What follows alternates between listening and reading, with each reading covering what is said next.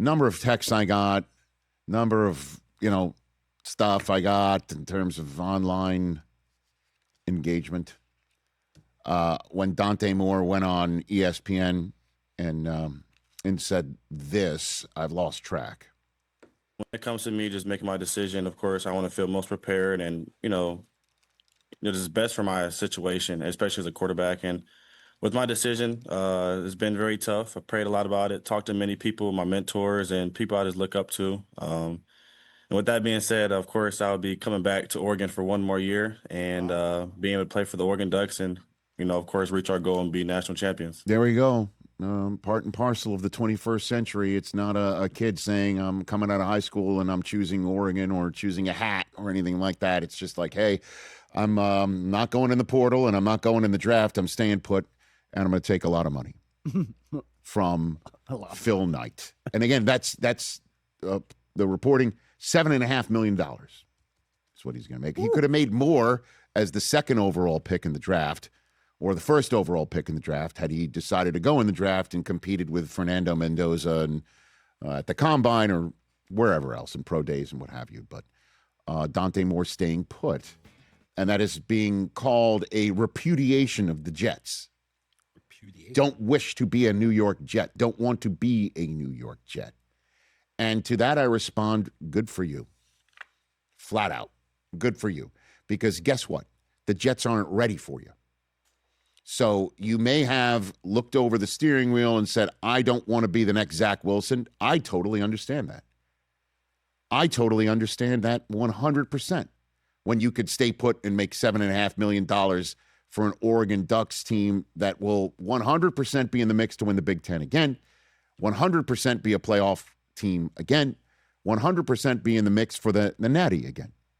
Makes total sense to do that, but it also is a Mariano Rivera type save for the Jets because this kid's not ready for the pros. It doesn't appear because a pro team was right in front of him in the national championship semifinal, and they absolutely treated him like Michael Irvin has been treating Gatorade jugs on the sideline for the Miami Hurricanes.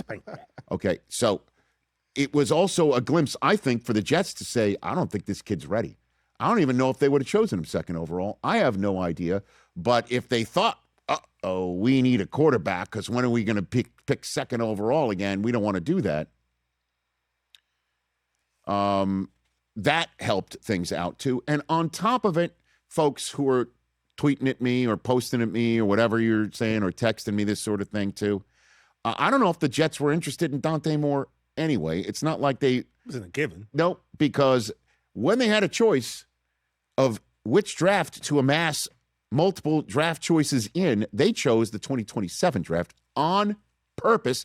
Ask a Dallas Cowboy fan. So put it all together. Dante Moore looked over the steering wheel and saved himself some trouble, and he saved the Jets some trouble that they were potentially already avoiding. I'll be back. With their entire process. So, and the interesting thing is Moore may actually raise his stock to the point where or keep his stock where it is, where he's the second quarterback off the board, because 2027 is all about Arch Manning. And it's, what are we going to call it? A tank for Arch? What's the phrase going to be? March for Arch. March. What's the march? What is it? Losing. Oh. The march is losing, yeah.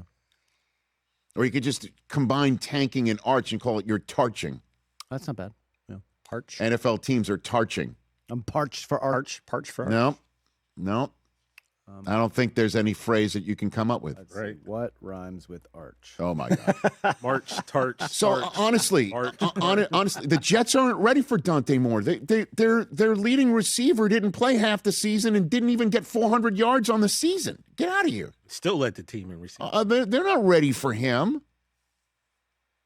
And I don't think it's a repudiation of the Jets franchise, who are constantly pooping the bed when it comes to choosing the right quarterback and bringing him along. You know, they chose the right quarterback clearly in Sam Darnold. He's the 1 seed sitting at home waiting for somebody after he has matriculated elsewhere. Needed to go on that journey, one would think, to get to this point. Yeah. It really is when you draft a kid at the top, you are either so enamored with him, and it's too bad that he's first overall because it's going to take some time for him to develop and some time for him to take a beating. But it all works out in the end for some. Ask Troy Aikman. Gets drafted first overall, took a beating. He's in the Hall of Fame, yada, yada, yada. I should have said that before the Hall of Fame. Yeah. But, hey, Dante saved himself some trouble and saved the Jets from some trouble. And the Jets were already potentially saving themselves from this trouble. They just wound up with the second overall pick because it stunk so badly. So now don't choose a quarterback. You got the next year for that. Figure out who the next quarterback is for 2026. Good enough, but I think that's a win-win all around. Hey, you made it all the way to the end. Thanks for that. Check us out every single day streaming live on Disney Plus and the ESPN app 12 to 3 Eastern.